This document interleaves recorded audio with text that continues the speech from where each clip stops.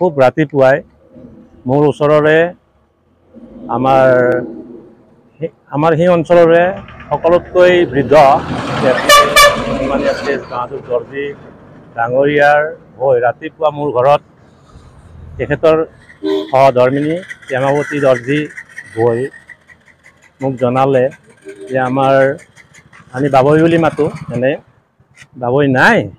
আমি ৰাতি বিচাৰ খোচাৰ কৰিলোঁ, ৰাতি ঠিক 9টা চাৰে 9টা বজাত ভাত পানী খাই সকলোৱে শুলে।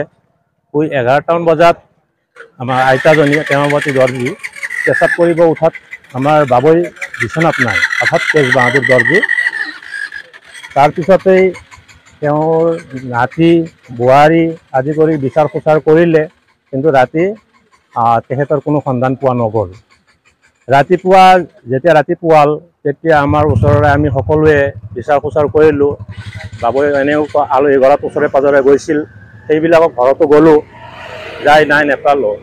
তাৰপিছত হঠাৎ ঔবাৰীৰ পৰা ফোন গ'ল এটা, ঔবাৰী দলঙৰ তলত এটা ডেড বডি বজি আছিলে।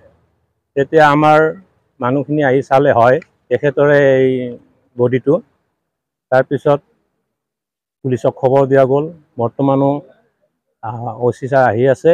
ইয়াৰ পিছত আমাৰ প্ৰশাসনে পষ্টমৰ্টেমৰ কাৰণে মুছলপুৰে প্ৰেৰণ কৰিব। তাৰ পৰা আনি আমাৰ ইয়াত সৎকাৰ কৰাৰ ব্যৱস্থা কৰা হ'ব। ইতিমধ্যে তেখেতৰ দুজন পুত্ৰ আছিলে, এজন ডাঙৰ, তেখেত কেতিয়াবাই ঢুকাইছে, আৰু এজন চেন্নাইত আছে, তেখেতো আহি আছে ইতিমধ্যে। তেখেত আহি পালে আমি ৰখিব লাগিব, তাৰপিছতে আমি সৎকাৰৰ ব্যৱস্থা কৰিম।